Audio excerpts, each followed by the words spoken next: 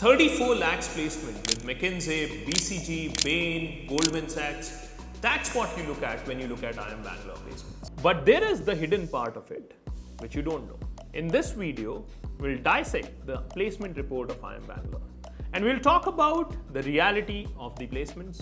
We'll talk about, can you make it to McKinsey if you go to IIM Bangalore? Or can you make it to BCG when you go to IIM Bangalore? Or whether the startup roles are better at IIM Bangalore. All that in next few minutes.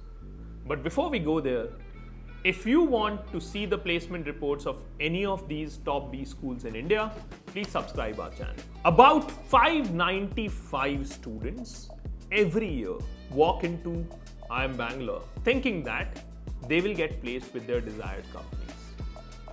But let me tell you, very few of them make it to McKinsey, BCG, Bain, the top 3 consulting firms, or make it to Goldman Sachs, JP Morgan, the top investment banks. Then what happens with others?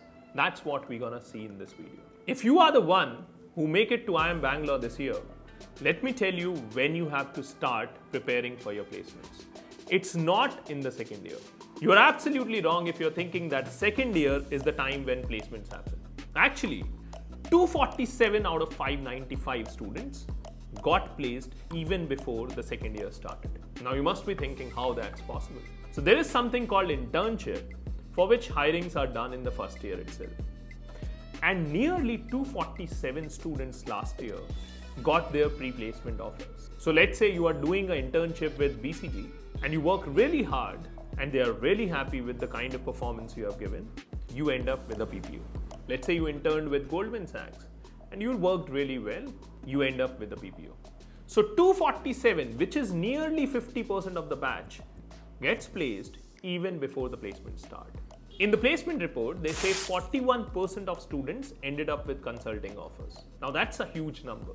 But what you should know that your pre-MBA experience plays a very important role there. Your resume gets a shortlist if you come from a consulting background. So it's not that if you're not from a consulting background, you can't make it to the consulting jobs. But what I'm telling you is that one factor which you should always look at is pre-MBA, what kind of experience the person had. So if you will see, most of the people who ended up with consulting offers had a consulting background pre-MBA. Now, does that leave us with a point that you will not make into consulting if you're not from a consulting background? Absolutely not. So now that leaves us with a question that would you not end up with a consulting if you don't have a consulting background? Now that's not true. What you have to do is, if you want to end up into consulting, at the time of internship, look for companies where you get a consulting roles. Now, it might happen with you that you might not end up with top 3 or the big 4s in consulting. Look for a tier 2, tier 3, tier 4 consulting companies. Just get into those, do some consulting work so that at the time of final placements, you have some background in consulting.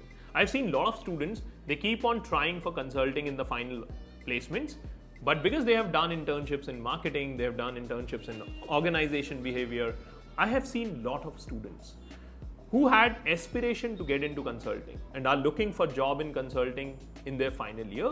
But the problem is they don't have a background at all. So at the time of internship, keep looking for roles in consulting domain.